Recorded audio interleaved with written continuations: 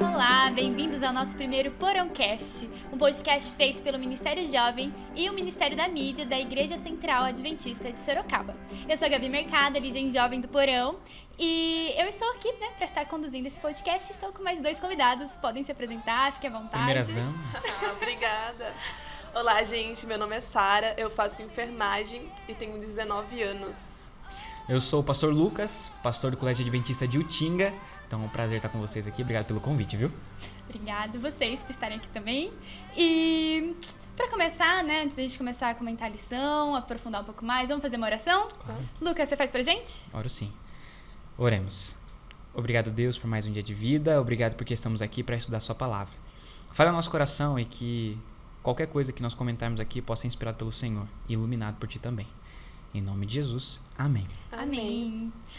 Bom, gente, então agora vamos aí, pegar a nossa lição. Você que está em casa, tem a lição física, já pega aí para estar acompanhando a gente. Pegue também sua Bíblia, e abra aí já em Lucas 9, porque a gente vai ler o texto base da semana, que é Lucas 9, dos versos 43 a 56. Se por acaso você não está com a sua Bíblia perto, dá um pause aí, no YouTube ou no Spotify, onde quer que você esteja ouvindo ou assistindo a gente. Pega a Bíblia rapidinho e depois você volta aqui para dar um play para a gente continuar. O trecho ele é meio grandinho, então vamos revezando, Cada um lê um trechinho para não ficar cansativo. Perfeito. E depois a gente vai comentar. Ok. Você começa, Sara? Começa sim. Lucas 9, 43. E todos ficaram maravilhados ante a majestade de Deus, como todos se maravilhassem de quanto Jesus fazia. Disse aos seus discípulos: Fixai-nos vossos ouvidos e seguintes palavras. O Filho do Homem está para ser entregue nas mãos dos homens. Eles, porém, não entendiam isso, e foi-lhes encoberto para que não compreendessem e temiam interrogá-lo a este respeito. Levantou-se entre eles uma discussão sobre qual deles seria o maior. Mas Jesus, sabendo que se lhe passava no coração, tomou uma criança, colocou-a junto a si, e lhes disse: Quem receber essa criança em meu nome, a mim me recebe, e quem receber a mim, recebe aquele que me enviou. Porque aquele que entre vós for o menor de todos, esse é que é grande. Falou João e disse: Mestre, vimos certo homem que, em teu nome, expelia demônios e lhe proibimos, porque não seguia conosco. Mas Jesus lhe disse: Não proibais, pois quem não é contra vós outros, é por vós. Verso 51. E aconteceu que, completando-se os dias para a sua assunção, manifestou o firme propósito de ir para Jerusalém. E mandou mensageiros adiante de si, e indo eles entraram numa aldeia de samaritanos, para lhe preparar uma pousada. Mas eles não o receberam, porque seu aspecto era de como alguém que estava indo para Jerusalém. E os seus discípulos, Tiago e João, vendo isto, disseram: Senhor, quer que, digamos, que desça fogo do céu e os consuma, como Elias fez também? Voltando-se, porém, repreendeu-os e disse: Vós não sabeis de que espírito sois, porque o Filho do Homem não veio para destruir as almas dos homens, mas para salvá-las. E foram para outra aldeia. Muito obrigada. Bom, esse é o trecho da semana. E antes da gente começar a falar da tirinha, dos textos da semana, eu queria saber o que vocês acharam desse texto base, Como que vocês acham que ele conversa com o tema, da semana, que foi o Espírito de Cristo? E você quer começar, dona Sara? Primeiras damas de Primeiras novo? damas de novo. Então, o meu sentimento da parte que eu li foi indignante, porque tinha que encobrir os olhos dos discípulos, os olhos de quem estava do lado de Deus e Jesus, que devia saber, conhecer ele mais do que ninguém, e ele estava literalmente falando que ia se entregar, que ia morrer por eles, e eles foram cobertos os olhos deles. Parece que foi muito mais uma reação própria deles, Não é como se Deus estivesse encobrindo, afinal, o próprio Jesus falou abertamente: olha, eu vou morrer. Com todas as palavras. E os próprios discípulos, o verso 45, o finalzinho dele vai falar o seguinte: eles temiam perguntar para Jesus o que aquilo significava. Então eles não queriam entrar muito no assunto. O que é interessante do contexto geral é que a gente vai ver que os discípulos, no verso 43, eles não estão conseguindo expulsar demônios. E aí Jesus vai, realiza o milagre, realiza a cura, expulsa os demônios, e as pessoas vendo aquilo ficam maravilhadas com a situação. E logo em seguida, do momento que as pessoas ficam maravilhadas, Jesus explica qual é realmente sua verdadeira missão, que é morrer. O principal motivo dele estar ali é o ministério sacrificial dele. Ele vai morrer. Mas os discípulos, eles não entendem. Eles não conseguem expulsar demônios, Eles também não entendem, e aí a gente fica se perguntando por que eles não entendem. E aí no capítulo, quer dizer, na parte que a Gabi leu, vai dizer justamente a respeito de que eles estão preocupados com outra coisa. Que é o quê? Que é simplesmente o fato de quem que vai ser o maior no reino dos céus. Quando eu chegar lá, quem vai ser o maior? E aí Jesus traz uma criança, explica, né? Através dessa criança, que depois a gente vai comentar um pouquinho mais. E logo em seguida eles partem daquele lugar e eles vão para Samaria encontrar repouso. Só que Samaria não se dá bem com os judeus, principalmente com Jerusalém. E aí eles não recebem Jesus. E a reação dos discípulos: Senhor, com todo carinho aí, o Senhor não quer que a gente peça para descer fogo do céu para consumir eles? Que fé bonita, né? Mas que fé bonita. E aí Jesus repreende e eles falam assim: você acha que eu vim para destruir eles? Não, eu vim para salvar. Então, pegando esse contexto geral, a lição ela vai seguir nessa linha de raciocínio, certo? E que a gente vai elaborar muito mais durante o estudo. É até engraçado, né, esse contraste, de certa forma. Aquela tragédia cômica, não sei, tem uma expressão aí, mas enfim. Aquele sarcasmo, ironia do texto, né? Fé pra curar eles não tinham, mas pra descer fogo do céu em que eles não gostavam. Um instante, rapidinho. Não, e o pior é que aqui no verso 49 vai dizer o seguinte, ó. E respondendo, João disse: Mestre, vimos que em teu nome um cara estava expulsando demônios. Ou seja, um cara aleatório que ninguém conhece, não sabia de onde estava vindo, tinha mais fé que eles para expulsar demônios. Ou seja, para fazer o certo, e eles estavam usando a fé deles, a confiança deles, para falar: não, a gente vai descer fogo do céu sobre a cabeça desses caras, porque a gente não gosta deles. E aí, né, levando em consideração isso que vocês comentaram, a gente percebe que o que estava faltando nesses discípulos era justamente o tema da lição, né? Que é o Espírito de Cristo. Uhum. E aí, para começar então aqui agora a lição, vamos falar sobre a tirinha. E eu achei a tirinha interessante. Tem umas tirinhas divertidas, né, na lição que aparece. E nessa aqui, o primeiro quadradinho, né? Vou descrever aqui para quem não tem a lição. Tem uma cena de Jesus sendo preso e Pedro cortando com a espada a orelha do soldado romano, né? Aí o segundo quadradinho é Jesus colocando a orelha de volta, né? E aí no fundo tem até um soldado que tá com uma cara de surpresa, de tipo, meu Deus, olha, ele tá curando. E aí no terceiro quadradinho tem umas pessoas que, diferentes idades, né? Tanto homem quanto mulher, com cara de bravo, uma espadinha na mão. Tem um cara que tá até com um livro, que eu acho que deve ser a Bíblia. Com roupas do dia a dia, né? E aí a legenda é: tropa dos que fariam a mesma coisa que Pedro. E aí tem um coraçãozinho, tipo, do Instagram de dar like, várias curtidas. E aí, queria saber o que vocês acharam da tirinha, Coraçãozinho. Like. Primeiras damas. A gente costuma, quando lê a história de Pedro cortando a orelha do soldado, a gente costuma muito jogar pedra, julgar ele por essa atitude, né? Ele estava do lado de Jesus e ele age desse jeito. Mas quantas vezes nós mesmos pegamos a espada, tanto língua quanto física, e machucamos o nosso colega, nosso amigo. E a física é uma ferida que a gente costuma ver, consegue cuidar dela. A gente vê a machucada, a gente vai no hospital, a gente coloca o band-aid, mas a verbal é um machucado mais emocional, difícil, né, de perceber, né?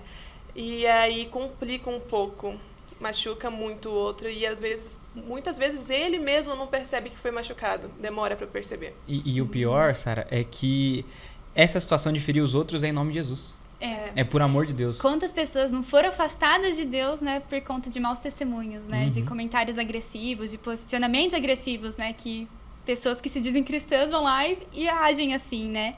Igual o Tiago e João ali pedindo pra descer fogo do céu. Por amor a Deus, hein? Te amo tanto que eu quero que todo mundo que rejeitou o Senhor morra. Ai, meu Deus, socorro. E aqui essa tirinha, né, ela me lembrou uma frase que depois a lição ela até comenta mais pra frente, que né, Deus, ele não quer... É uma frase famosa, provavelmente o pessoal já ouviu também. Que é: Deus, ele não pede para que a gente seja juízes, né, defensores, advogados da palavra dele, né? Ele pede para que a gente seja testemunha. E às vezes a gente esquece disso, né? E aí às vezes a gente quer tentar ser advogado ou defensor e acaba pesando um pouco a mão e ferindo, né, as pessoas, igual a Sara falou. Vamos agora, né, partir para os textinhos. E aí, no domingo, né, ele traz ali um texto que ele dá bastante contextualização histórica, assim, né, da questão da igreja, né, da perseguição dos cristãos, né, fala que os primeiros cristãos, eles eram muito perseguidos, né? Tinha todo aquele contexto do Império Romano, que tinha um imperador, né? Que tinha o título de César. E naquele contexto, César era visto quase como se fosse um deus, né? O equivalente a um deus, e ele exigia adoração como se fosse um deus mesmo. E aí tinha pessoas, né? Como, por exemplo, os cristãos, que não aceitavam isso, né?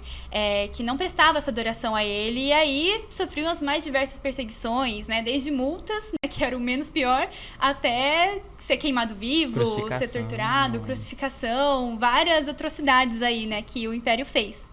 Só que aí aconteceu que em 313 d.C., né, durante o governo ali de Constantino, ele colocou, né, fez um decreto lá do Edito de Milão. E isso mudou um pouquinho a história, né? Dos cristãos, da igreja. E o que vocês falam sobre isso, né? O que aconteceu ali que mudou a história? A ideia central é que os cristãos, eles eram perseguidos por amor a Deus. Então, eles amavam tanto a Deus que eles estavam dispostos a sofrer por amor a Deus. Mas a partir do momento que agora os cristãos, eles deixam de ser a religião de lado e elas passam a ser a religião como uma das religiões principais do governo, aí eles buscam também agora outra coisa. Então, ele parte do princípio: eu sofro por amor a Cristo. Agora, com poder, não, agora as pessoas vão sofrer pelo amor que eu tenho por Deus. E aí é um problemão. É aquela frase, né, de Paulo Freire, acho, né? O desejo do oprimido, né, é se tornar opressor. E eu estudo psicologia, né? E a gente direto vê essa questão, tipo, desde coisa de bullying e tal, que muitas vezes as pessoas que são agressoras, elas próprias sofreram agressão, né? Então, a resposta da nossa natureza caída frente a uma agressão é agredir, né? E pela história ali da igreja, a gente viu que teve muitas pessoas, né? Nem todos, mas muitas pessoas foram por esse caminho, né? Começaram a deixar subir o poder na cabeça, né? Porque daí ele teve ali o decreto de liberdade religiosa, deu aquele alívio. Aí o governo começou a dar uns favores, e aí o pessoal ficou, opa, tô gostando disso. E aí foi, aconteceu, né? O que a gente vê da Idade Média, de Inquisição e tudo mais. E é meio louco pensar nisso, nisso, ofusca, né? O Espírito de Cristo. Sim. Por quê? A gente vai ver que Pedro ele tá querendo impedir Jesus de realizar o ministério dele. Ele corta a orelha de Malco por amor a Deus. Não, por amor a ti, Senhor, eu mato quem vier na minha frente.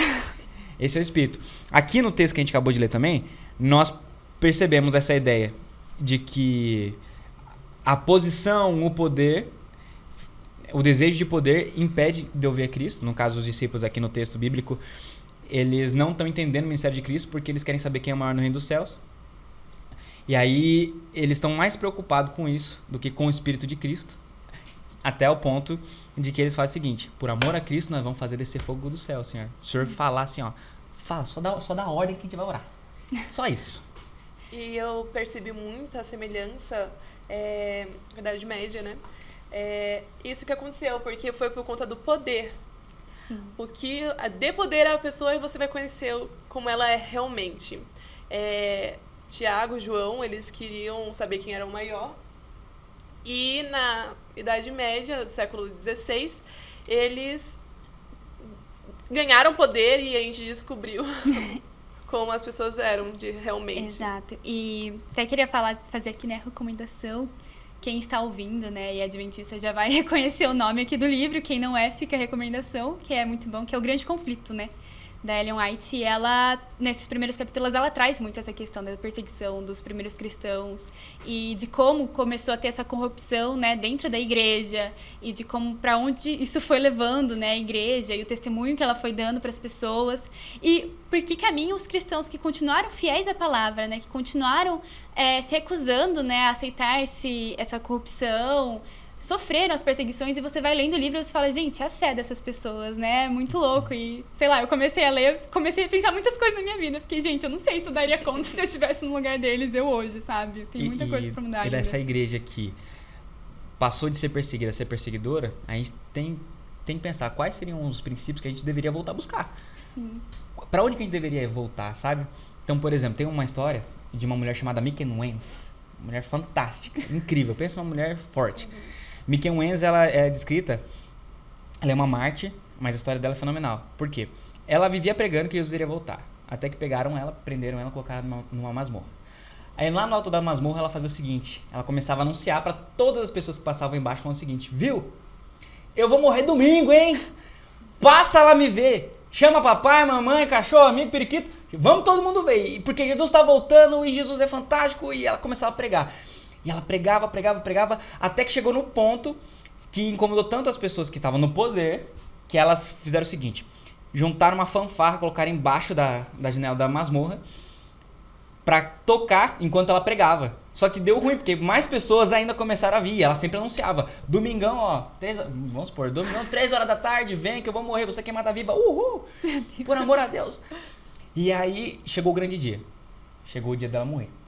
Então pegaram ela, tinha um caminho que ela deveria percorrer até chegar. Ela é escoltada, né? E adivinha o que ela ia fazendo enquanto ela continuava pregando. Só que começou a incomodar mais, porque a multidão seguia, os guardas levavam ela e ela continuava pregando, até que chegou o ponto que incomodou tanto que falaram assim: a gente precisa dar o cabo nela, precisa fazer alguma coisa pra ela ficar quieta. Então, finalmente, pegaram um parafuso, e parafusaram a língua dela no céu da boca. E aí não tinha mais como ela pregar, não tinha mais como ela falar. E aí, imagina, o sangue escorrendo e ela tendo que lá. Aí chegou o momento dela ser amarrada pra ser queimada viva. Dentro da plateia, da multidão, tinha um filho dela. Na hora que o filho viu, a história descreve que quando o filho viu que ela ia ser queimada viva, o filho desmaia. Ele só acorda depois, que ela já tá queimada, totalmente queimada. Todo mundo já tinha ido embora. Ele vai lá e nos restos dela começa a procurar coisas. Vai que ela deixou alguma coisa. E ele acha uma coisa. Adivinha o que é? O quê? O parafuso. Ele pega aquele parafuso e ele decide naquele momento o seguinte: silenciar minha mãe com esse parafuso, mas em nome de Jesus, nunca vão silenciar minha vida. Enquanto eu viver, eu vou levar o testemunho da minha mãe, que sofreu até a morte por amor a Cristo, e eu vou pregar sobre a volta de Jesus. É diferente. Hoje em dia, a gente, por amor a Jesus, a gente quer ferir os outros, a gente quer subjugar os outros, e quem discorda da gente, a gente acha que tá errado. A gente deveria voltar a ter espíritos mais como de Miquel Nunes e tantos outros mártires que falaram o seguinte: pode matar, por amor a Deus, vale a pena. Achei fantástico isso. Muito boa essa história, eu não conhecia. Então, Forte. Também não. Forte. É legal, é Nossa, legal. É legal ouvir testemunha assim, porque, tipo... Ai, não sei, pelo menos pra mim ajuda, sabe? Eu fico tipo assim... Não, realça muito a nossa fé. Exato. Eu fico, nossa... Realça muito a nossa fé. Eu lembrei de legal. Paulo agora. Paulo também, Paulo, né? Só chibatada. E é a ideia. Por amor a Cristo, eu estou disposto a sofrer por Ele. Mas hoje em dia, a ideia é: por amor a Cristo, estou disposto a fazer os outros sofrerem para que eles acreditem no que eu creio. Tá totalmente errado. O Espírito de Cristo é o contrário. Aí já na segunda, Cristo... na segunda e na terça, mas basicamente na segunda, Cristo ele vai trazer a ideia de respeito. Né? Embora ele sendo Deus, estando aqui no nosso meio, pessoas rejeitaram ele, embora ele não concordasse com os erros, não apoiasse o pecado, não estivesse junto do pecado como alguém que valida o pecado, ele assim respeitou as pessoas que decidiram se opor a ele. Escolhas, né? Uhum. Fala muito sobre essa questão do livre-arbítrio, né? Liberdade religiosa. E teve uma coisa que falou na lição, né? Que, não sei, eu gostei bastante, que é a questão do tipo assim... Jesus era a pessoa que tinha mais poder, né? Pra conseguir chegar e mudar a vontade de outra pessoa, conseguir controlar, conseguir realmente impor, né? E ele não ele respeitou, né? Ele não fez isso. Exato. Se tem alguém que tem poder, era ele. E aí foi Pedro querer cortar a orelha. Exato, sabe? Nós, meros seres humanos, a gente se acha no direito de ir lá e obrigar outra pessoa a acreditar no que a gente acredita, né? E isso é muito louco, porque não é isso que a gente deve fazer, né? A gente tem que levar a palavra de salvação, a gente crê que é a palavra de salvação, mas se a pessoa vê e ela escolhe rejeitar, a gente tem que aceitar e respeitar. Se ela acredita em outra coisa, tá tudo bem, sabe? Tipo assim, não é pra gente obrigar, né? E a minha verdade é difícil é difícil pra gente fazer isso, né? A gente tem esse desejo de falar, não, mas olha aqui, né? E Jesus não fazia isso, né? Se a pessoa falava, não quero te seguir, ou então, não quero crer em você, ele falava, tudo bem, segue seu caminho em paz, sabe? Um exemplo desse foi o Jovem Rico. Sim. Jovem Rico, eu tava lendo a lição, eu lembrei dele nesse momento, assim. Porque Deus aconselhou, falou o que ele precisava fazer pra ele estar com ele lá no céu. E ele deu o livre-arbítrio pra ele decidir qual caminho ia tomar. E ele saiu, foi embora. Decidiu não seguir a Cristo. Decidiu não vender seus bens e doar aos pobres. Pra seguir a Cristo. E Jesus respeitou a escolha dele. Sim. Né? Agora, Jesus, imagino que Jesus não fique feliz com a escolha. Mas ele respeita. Exato. Ele deixa a pessoa decidir. Agora, antes da pessoa tomar a decisão, ele vai atrás, ele busca, ele dá todas as evidências de que a melhor escolha é estar do lado dele. Ele mostra os fatos, né? Agora, ele mesmo respeita a pessoa que decidiu ficar contra. E isso é interessante. Ao mesmo tempo, a gente olha e a gente se pergunta, no nosso contexto, será que a gente tem sido intolerante religioso? Tem tido intolerância religiosa? Será que a gente demonstra sinais de intolerância religiosa? Ontem eu estava na casa da minha avó, por exemplo, e ela estava falando a respeito disso. Por exemplo, uma pastora de uma determinada religião, ela simplesmente chegou e estava tendo uma manifestação religiosa das religiões de matriz africana, né? Uhum. Eles estavam passando assim na rua com... Não sei o nome das plantas lá, não sei se salgueiro, enfim. Não sei também. Realizando os rituais deles, né? Sim. E aí a pastora chegou, foi lá na rua e começou a xingar. Falou assim, você suma da minha frente, suma da minha casa. E se você continuar fazendo isso, eu vou chamar a polícia. Você tá endemoniada. E assim, a mulher, ela tava só simplesmente realizando... Na prática dela. O ritual da religião dela, entendeu? E aí, quando a gente, por exemplo, não respeita quando o testemunho de Jeová decide não aceitar o sangue, será que a gente está sendo intolerante religioso? É manifestação da fé. Isso é até um dilema, né? dilema. No pessoal da área de saúde, né? Se a pessoa ela precisa de uma transfusão de sangue para sobreviver, mas ela é testemunho de Jeová, o quanto a gente deve respeitar isso, o quanto deve tentar convencer, né? Tem toda uma discussão em torno disso. O padre, quando vai fazer voto de fome, ninguém fala nada, né?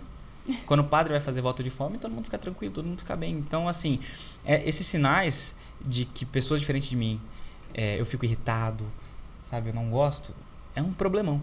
E são sinais que acontecem hoje em dia que a gente tem que tomar cuidado, senão a gente vira muito mais aquele que aponta dedo do que aquele que acolhe. Sim. E pensando nisso, né, a gente comentou bastante sobre essa questão. Na lição de terça, aí chega uma coisa que num primeiro momento, se a gente lê as duas histórias, a gente pode falar, tipo, mas por quê, né? Porque a gente falou aqui que os discípulos, né, até brincou um pouco, nossa, tinha fé o suficiente para fazer descer fogo no céu, né, em quem não gostava e tal. Mas o profeta Elias, lá em 2 Reis, ele pede para descer fogo no céu, né? E a princípio isso, tipo assim, tava tudo bem aos olhos de Deus, né? E qual que é a diferença, né? Por que uma história tudo bem e na outra não? E aí o texto traz um pouquinho sobre isso. Eu queria que vocês comentassem um pouquinho dessas duas histórias. Então agora pode começar. Então, primeiro os damos. Primeiro os damos. É interessante porque, na história dos discípulos, a gente vai ver que o fogo que eles querem que desça é para consumir as pessoas que rejeitaram Jesus. Agora, na história de Elias, também pede para que desça fogo. Qual é esse fogo? Entendeu? O fogo é na madeira, a fim de convencer as pessoas de que Baal não é o Deus verdadeiro. Mas o Deus verdadeiro, ele pode fazer fogo cair do céu e fazer pegar fogo até mesmo um punhado de madeiras que já estavam molhadas. Então, é um milagre para condenar as pessoas. Outro é um milagre para dar testemunho do Deus verdadeiro. Eles pegaram o princípio, mas aplicaram de forma errada, sabe? Teve uma interpretaçãozinha errada ali no propósito, errado. Né? Porque assim, não é função da igreja, aí pegando nossa ideia, os discípulos, eles representavam a igreja, os apóstolos representavam a igreja. Não é função da igreja condenar alguém, não é função da igreja destruir alguém ou julgar alguém. Não é esse o papel. O papel da igreja aqui na Terra é completamente diferente. O papel de Cristo, sim, é condenar, julgar e depois destruir. Quando ele vem, parece que é até uma contradição, porque no verso 56 fala que o Filho do Homem não vem para destruir. Mas no primeiro momento ele vem realmente para mostrar o ministério dele, para sacrificar, para mostrar o verdadeiro amor. E depois ele dá para as pessoas a oportunidade de elas escolherem qual caminho elas querem seguirem. E se as pessoas decidirem permanecer nesse caminho, depois sabendo qual é a vontade perfeita de Deus, aí sim, quem é responsável por condenar, julgar e destruir vai ser o próprio Jesus Cristo na volta dele. Então isso aqui é uma coisa importante. Nós não somos responsáveis por condenar e julgar as pessoas. A gente se coloca nesse lugar, mas tá errado. A lição, ela até enfatiza isso, né? Ela fala que no Antigo Testamento a gente vê, às vezes, né? Sim. Essa questão de Deus exercendo, né, esse papel de juiz, né? Por exemplo, lá no dilúvio, na questão de Sodoma e Gomorra, né? Às vezes até por intermédio de outras pessoas, mas esse não é o nosso papel hoje, né? O papel de juiz é unicamente de Deus. né? Ele vai ser o juiz que vai condenar a condenação, né, de cada pessoa, o julgamento de cada pessoa cabe somente a ele, né? Nosso papel é apenas mostrar o evangelho, mostrar a palavra, dar testemunho de Jesus, mostrar das luzes dele, e é isso. A gente não é pra ficar pedindo fogo do céu, não é pra ficar apontando o dedo e falando e julgando as pessoas, né? E... Sara, uma coisa que é interessante, parece meio contraditório, porque, olha, ele vai destruir, mas, Deus não é Deus da liberdade religiosa também? A gente acabou de falar, né, que ele deixa as pessoas, mas Deus, ele vai destruir. Agora fica naquela questão, Deus é criticado porque ele não faz nada. O tempo todo o pessoal tá falando assim, se Deus é tão bom, por que o mal existe? Ele não faz nada, ele não tem poder pra acabar? Aí Deus fala assim, não, eu vou acabar com o mal. Mas também, peraí, não é assim que tem que ser, né? Não é assim que tem que ser. A ideia é a seguinte, por que Deus vai destruir o mal, sabe? A grande questão é a seguinte, quando a gente olha pro grande conflito, pra história da humanidade, a gente já tem evidência suficiente de que escolher aquilo que é contrário à vontade de Deus é terrível. A primeira pessoa que decidiu fazer algo contrário à vontade de Deus destruiu todo mundo. Cá sabe? estamos, né? Cá estamos. Então, assim, duas coisas talvez sejam importantes pra gente pensar. É a seguinte. A primeira, todo anúncio de juízo de Deus, ele vem com uma cláusula, por assim dizer. A cláusula é o seguinte: estou anunciando o que vai acontecer, mas não quer dizer que vai acontecer. Como assim? Todo anúncio de juízo é uma oportunidade de arrependimento. Deus, ele fala assim, se vocês não se arrependerem, se vocês não mudarem seus caminhos, esse juízo vai acontecer dessa forma para você. A gente vê isso em toda a Bíblia, em todos os momentos possíveis. Então, Jonas, a gente vê no Antigo Testamento completo. Jesus fala isso também no Novo Testamento. Então, se vocês não mudarem, vai acontecer, o juízo vai acontecer. E aí, esse pensamento é extremamente importante. Então, Deus, ele não é como alguém que chega e, sei lá, dá chinelada sem avisar o porquê que tá batendo. É assim que tá dizendo. Ele fala o seguinte, se você continuar matando, saiba que eu odeio isso. Sim. E se você decidir viver no pecado, você vai ser um com o pecado. E eu vim pra destruir o pecado. E se você ama ele, tu vai ser destruído junto. Isso é algo importante, né? Porque, tipo, o plano de Deus nunca foi destruir as pessoas, né? Foi destruir o mal, o pecado. Uhum. Só que as pessoas têm escolhas. E tem gente que vai escolher tá tão junto no pecado, né? E vai tá tão ali enfiado nisso que não vai mais conseguir separar, né? E esse é o ponto, né? E Deus fala com todas as palavras, igual Jesus anunciou, ó, eu vim pra ser entregue, eu vim pra morrer. E aí os discípulos escolheram não entender isso, os discípulos escolheram não se aprofundar nisso, né, e buscar compreender o que Jesus estava realmente querendo dizer, né, e eu, assim como a gente hoje, né, muitas vezes Deus está falando verdades pra gente, Deus está tentando falar, filho, muda de caminho, ou abandone tal hábito, comece tal hábito, né, porque isso vai ser bem, vai fazer o bem pra você, né, e a gente escolhe só, né? Não tô vendo, não tô vendo. É igual os discípulos, não querem entrar nesse assunto. O coração não sente. É igual os discípulos aqui, ó, não quero entrar nesse assunto, Deus. Exato. Quem que é o maior? Vamos mudar de assunto. Vamos mudar de assunto, vamos que realmente importa. Deus, você vai morrer, mas beleza. Antes de você morrer, quem que vai ser o maior? Então, é completamente errado. E vira aquele negócio. Porque Jesus é o responsável por dar a sentença final. Ponto. É isso. Mas a gente quer ser o advogado do juiz. Fala assim, não, porque se ele sabe o que tá fazendo, né? Então, é o seguinte, você vai morrer, tá? Você vai morrer, saiba disso.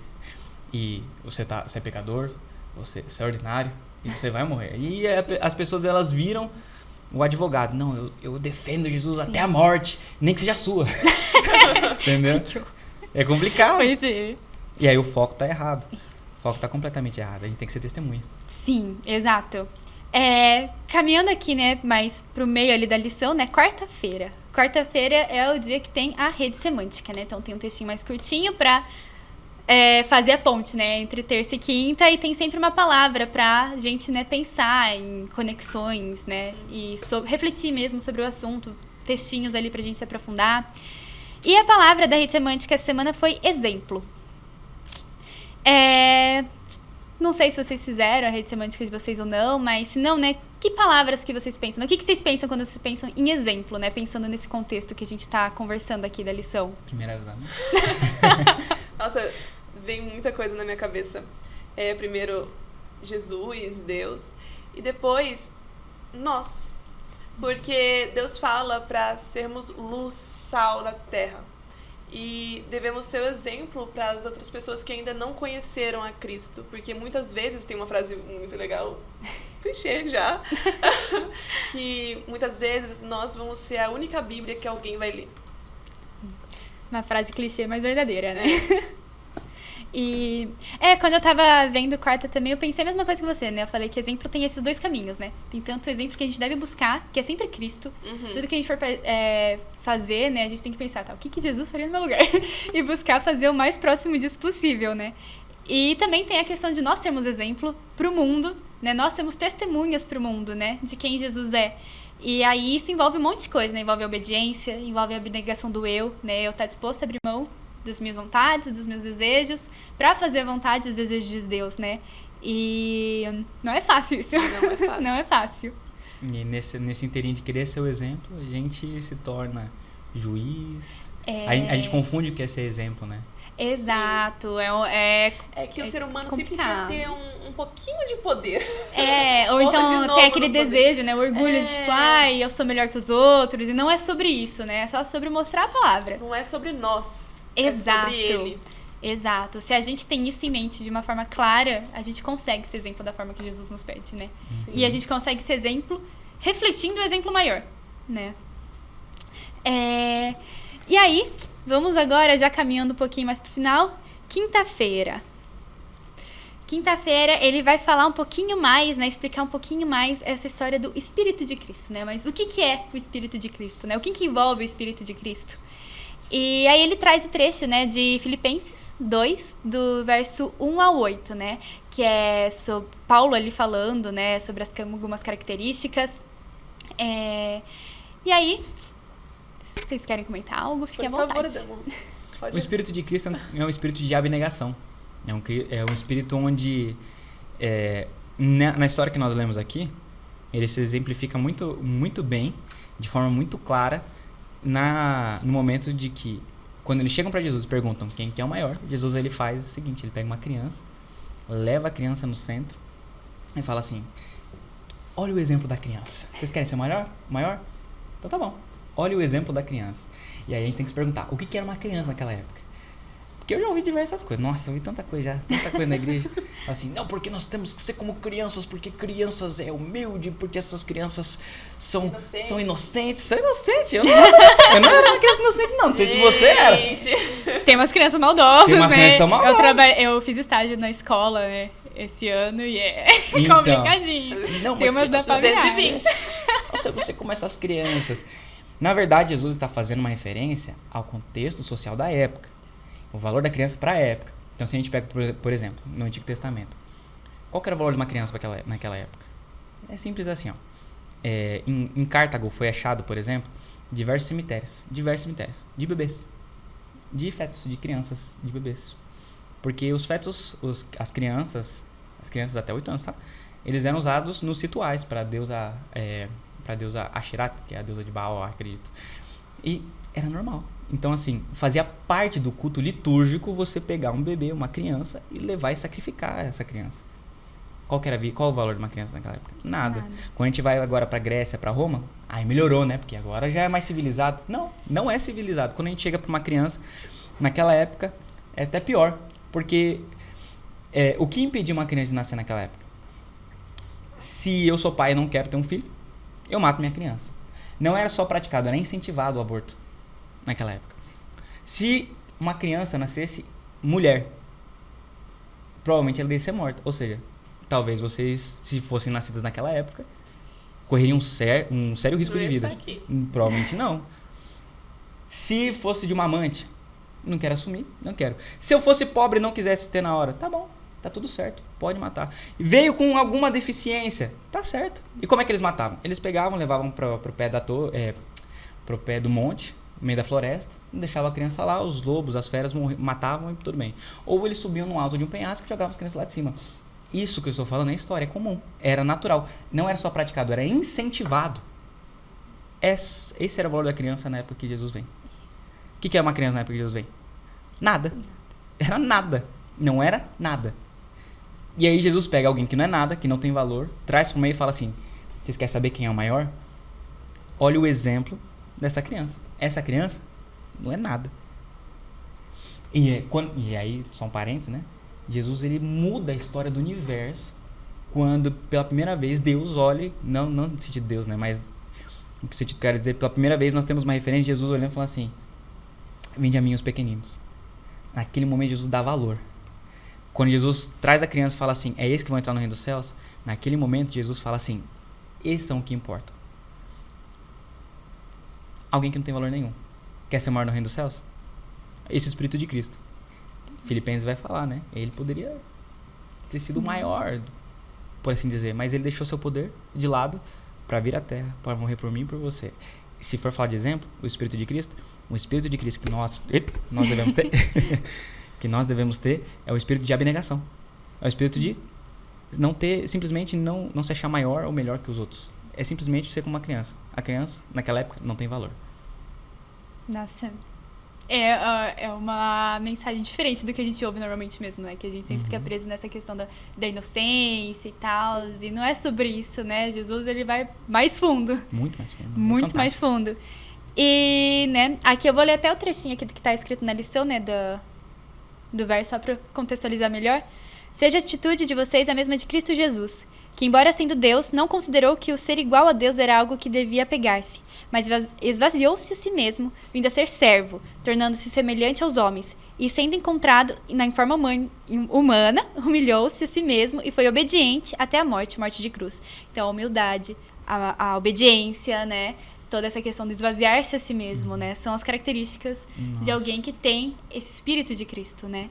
É terrível, porque dá vontade de ficar conversando muito mais. Sim, mas muito temos mais. que chegar ao final, 1 hora. E aí, só pra finalizar, vamos comentar rapidinho aqui sobre sexta-feira. E nesse momento, né, eu queria falar, tipo, comentários finais que vocês querem fazer sobre a lição, algum trecho dessa lição de sexta, né, que... é muito interessante também o que ela traz, né? Tem um trechinho aqui que... Ai, pera, eu anotei aqui no meu celular, eu vou ler, que foi um trecho que eu gostei bastante, que me chamou a atenção, que é: o uso da força é contrário aos princípios do governo de Deus. Ele deseja apenas o serviço de amor, e amor não pode ser imposto, não pode ser conquistado pela força ou autoridade. Só o amor desperta o amor. E eu acho que esse é um grande resumão Só o amor desperta o da amor. lição que a gente teve, né? Eu anotei a mesma coisa que você, porque pegou também. Essa frase é muito boa. Então, acredito que o resumo de toda a ópera aqui é simplesmente a gente ter o foco correto. Exato. Sim. Né? Ter o foco correto. O Espírito de Cristo é o foco correto. Alguém que, sendo maior, se fez menor, assim como uma criança não tinha valor, Exato. por assim dizer, e mesmo assim revolucionou o mundo, respeitou as decisões das pessoas, embora contrárias a ele. E se nós devemos parecer com Cristo, com certeza. Então a gente pode começar por aí. Exato. Primeiro, respeitando. Segundo, sendo um exemplo. E terceiro, sendo menor que todos os homens. Exato. Lembrando que só o amor desperta o amor. Só E o pra amor isso a desperta gente precisa de comunhão com Cristo. Só É assim a isso gente aí. consegue chegar próximo a esse espírito. Porque o amor vem dele.